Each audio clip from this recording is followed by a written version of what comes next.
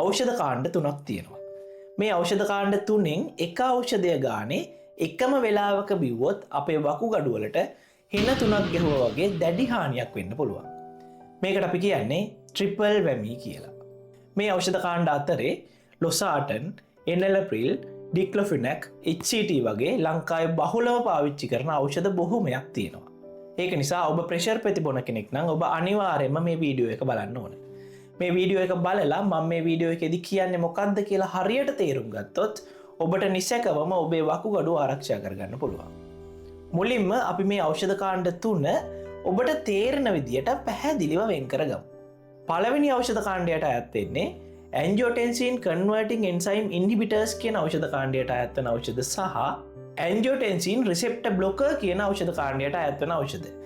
මම එහෙම කිව්වට ඔබට මේක තේරෙන එකක් නෑ. ඒක නිසා මේ පළවෙනි ඖෂධ කාණ්ඩයට අයත් වෙන ඖෂධ ඔබට තේරෙන විදියට මම කියන්නම්. පළවෙනි ඖෂධ කාණ්ඩයට අයත් වෙන ලංකාවේ බහුලව පාවිච්චි කරන ඖෂධ ටික මම දැන් කියාගෙන යන්නම්. මේ ඖෂධ ටික කියාගෙන යන අතරේ ඒ ඖෂධවල ලංකාවේ ප්‍රසිද්ධ වෙළඳ නාම ටිකත් මම මේ පැත්තෙන් දාගෙන යන්නම්. එතකොට සමහර විට ඔබට පුරුදු වෙලා තියෙන වෙළඳ නාමයෙන් නම් වෙළඳ නාමය වුණත් බලා ගන්න පුළුවන්. පළවෙනි ඖෂධය තමයි ලොසාටන්. ඊළඟ ඖෂධය තමයි ටෙල්මිසාටන්. ඊළඟ එක තමයි වැල්සාටන්. ඊළඟ එක තමයි ඔල්මිසාටන්. ඊළඟට එනලප්‍රිල්, අනිත් එක තමයි කැප්ටප්‍රිල්. අපි අද මේ කතා කරන පළවෙනි කාණ්ඩයට අයත් වෙන ඖෂධ විදියට මෙන්න මේ ඖෂධ 6 මුලින්ම ඔබ මතක තියාගන්න. ඊළඟට දෙවනි කාණ්ඩය. දෙවනි කාණ්ඩයට අයිති වෙන්නේ සාමාන්‍ය ව්‍යවහාරයේදී මුත්‍ර පෙති කියලා පාවිච්චි කරන ඖෂධ. මේ ඖෂධ තමයි ෆ්ලුසමයිඩ්, HCT, ඒකට අපි දිග නම කියනවා හයිඩ්‍රොක්ලෝරෝතියාසයිඩ්. ඊළඟ එක තමයි ස්පයිරොනොලැක්ටෝන්. ඔබ අධිරුධිර පීඩනයට බෙහෙත් ගන්න කෙනෙක් නම් ඔබ බොහෝ විට මම මේ කියපු පළවෙනි කාණ්ඩයේ ඖෂධයක් සහ දෙවනි කාණ්ඩයේ ඖෂධයක් එක විට ගන්න කෙනෙක් වෙන්න පුළුවන්. මෙන්න මේ වගේ අය තමයි මේ කාරණාවේදී දැඩිව සැලකිලිමත් වෙන්න ඕන අය වෙන්නේ. ඊළඟට තුන්වෙනි කාණ්ඩයට අයිති වෙන ඖෂධ තමයි වේදනානාශක. වේදනානාශක කිව්වට මෙතෙන්දී අයිති වෙන්නේ NSAID ගණයට අයත් වෙන වේදනානාශක විතරයි. එතනිනොත් ලංකාවේ බහුලවම පාවිච්චි කරන වේදනානාශක 3ක් ගැන මම ඔබට කියන්නම්. පළවෙනි වේදනානාශකය තමයි ඩික්ලොෆිනැක් සෝඩියම් කියන වේදනානාශකය. මේ ඖෂධය සාමාන්‍යයෙන් දුඹුරු පාට පෙත්තක් විදියට එන්නේ. අපේ රජයේ රෝහල් වලත් දුඹුරු පාට පෙත්තක් විදියට තමයි තියෙන්නේ. ඊළඟ වේදනානාශකය තමයි ඉබුප්‍රොෆන් කියලා කියන්නේ. මේකට අපි සාමාන්‍යයෙන් බ්‍රූෆන් පෙත්ත කියලාත් කියනවා. මේ පෙත්ත රජයේ රෝහල් වල නම් සාමාන්‍යයෙන් රෝස පාට පෙත්තක් විදියට තමයි තියෙන්නේ. ඊළඟ වේදනානාශකය තමයි සෙලිකොක්සිඩ් කියන වේදනානාශකය. මේ ඖෂධය කරලක් විදියට තමයි තියෙන්නේ. මේ ඖෂධ 3ට අමතරව මම ඔබට මෙතනින් ලිස්ට් එකක්ම දාලා තියන්නම්. මේ ලිස්ට් එකම අපි කියන තුන්වෙනි කාණ්ඩයට අයිති වෙන ඖෂධ. දැන් ඔබට පැහැදිලි ඇති පළවෙනි කාණ්ඩයට අයිති වෙන ඖෂධ ටික මම දැන් කිව්වා. දෙවෙනි කාණ්ඩයට අයිති වෙන ඖෂධ ටිකත් මම දැන් කිව්වා. තුන්වෙනි කාණ්ඩයට අයිති වෙන ඖෂධ ටිකත් මම දැන් කිව්වා. ඔබට සරලව තේරෙනවා ඇති පළවෙනි කාණ්ඩයට සහ දෙවෙනි කාණ්ඩයට අයිති වෙන ඖෂධ අධිරුධිර පීඩනය සහිත රෝගීන් සාමාන්‍යයෙන් පාවිච්චි කරන ඖෂධ. එතකොට තුන්වෙනි කාණ්ඩයට අයිති වෙලා තියෙන්නේ වේදනානාශක ඖෂධ. මෙන්න මේ කාණ්ඩ තුනේ ඖෂධ 3ක් එක වෙලාවක බිව්වොත් ඔබේ වකුගඩුවට දැඩි හානිය ඇති වෙන්න පුළුවන්. මේ ඖෂධ 3 එක විට ගන්න අවස්ථාවට බටහිර විද්‍යාවේදී කියන්නේ ට්‍රිපල් වැමි කියලා. ට්‍රිපල් වැමි කියන එකේ සරල තේරුම ගත්තොත් තුන් පැත්තකින් එකපාර විනාශ වෙනම වගේ සිද්ධියක් තමයි එතනදී කියන්නේ. අපි හිතමු යම් රෝගියෙක් ඉන්නවා ඔහු ලොසාටන් උදේට සහ රැයට බොන කෙනෙක්. HCT කියන පෙත්තත් සාමාන්‍ය විදියට උදේට බොන කෙනෙක්. එතකොට ලොසාටන් පෙත්ත උදේට සහ රැයට බොනවා, HCT පෙත්ත උදේට බොනවා. ඊළඟට මේ දෙක බොන අතරේ ඩික්ලොෆිනැක් කියන වේදනානාශකය උදේට සහ රැයට සතියක් බොනවා. එතකොට මෙන්න මේ සතිය ඇතුලේ ඒ පුද්ගලයාගේ වකුගඩු වලට ට්‍රිපල් වැමි කියන හානියට ලක් වෙන්න සිද්ධ වෙනවා. මේ සිද්ධිය සරලවම සිද්ධ වෙන්න පුළුවන් ප්‍රායෝගික අවස්ථා දෙකක් තියෙනවා. පළවෙනි එක තමයි සමහර රෝගීන් ඉන්නවා මේ පළවෙනි සහ දෙවෙනි කාණ්ඩයේ ඖෂධ දෙකක් ප්‍රෙෂර් එකට පාවිච්චි කරනවා. අන්න ඒ රෝගීන් සමහර වෙලාවට ෆාමසි වලින් ගිහිල්ලා වේදනානාශක අරගෙන බොන අවස්ථා තියෙනවා. මෙන්න මේ වගේ දෙයක් කරනවා නම් ඒ වගේ රෝගීන්ගේ වකුගඩු ඉතාම වේගයෙන් හානි වෙන්න පුළුවන්. අනිත් සිද්ධිය තමයි පළවෙනි කාණ්ඩයේ සහ දෙවෙනි කාණ්ඩයේ ඖෂධ දෙකක් පාවිච්චි කරන ප්‍රෙෂර් තියෙන රෝගියෙක් යම් කිසි වේදනාවකට වෛද්‍යවරයෙක්ගෙන් බෙහෙත් ගන්න ගියාට පස්සේ ඔහු මේ වගේ ඖෂධ දෙකක් පාවිච්චි කරනවා කියලා වෛද්‍යවරයාට කියන්නේ නැතිවෙන අවස්ථා තියෙනවා. අන්නේ වගේ වෙලාවට වෛද්‍යවරයා විසින් වේදනානාශක නිර්දේශ කරන අවස්ථා තියෙනවා. අන්නේ වගේ වෙලාවටත් ඒ වගේ රෝගියෙක්ට වකුගඩුවට දැඩි හානි සිද්ධ වෙන්න පුළුවන්. ඊළඟට මේ ඖෂධ තුන නිසා මේ වගේ සිද්ධියක් අපේ වකුගඩුව ඇතුලේ සිද්ධ වෙන්නේ කොහොමද කියලා මම ඔබට පැහැදිලි කරන්න. මෙන්න මේ රූපයෙන් මම ඇඳලා තියෙන්නේ අපේ ඇඟේ වකුගඩුවක තියෙන වුක්කාණුව කියන කොටස. ඇත්තටම අපිට මේක වකුගඩුවේ තියෙන පෙරණය කියලා උනත් කියන්න පුළුවන්. මෙන්න මේ වගේ පෙරණ මිලියන ගණනක් එකතු වෙලා තමයි අපේ වකුගඩුව හැදිලා තියෙන්නේ. අපි මුලින් කතා කරපු පළවෙනි ගණයේ ඖෂධ, දෙවෙනි ගණයේ ඖෂධ සහ තුන්වෙනි ගණයේ ඖෂධ කියන වර්ග තුනම මෙන්න මේ වුක්කාණුව කියන කොටස මත තමයි ක්‍රියා කරන්නේ. මේ ඖෂධ වලින් වකුගඩුවට වෙන හානිය ගැන පැහැදිලි කරන්න නම් අපිට මේ වුක්කාණුවෙන් පෙරීමේ ක්‍රියාවලිය සිද්ධ වෙන්නේ කොහොමද කියලා පොඩි පැහැදිලි කිරීමක් කරගන්න වෙනවා. මුලින්ම අපේ දේහයේ තියෙන රුධිරය, ඒ කියන්නේ අපේ ඇඟේ තියෙන ලේ වුක්කාණුවට ඇතුළු වෙන්නේ මෙන්න මේ බටය හරහා. මේක ඔබට පේනවා ඇති මම ලොකුවට ඇඳපු බටයක් විදියට තමයි තියෙන්නේ.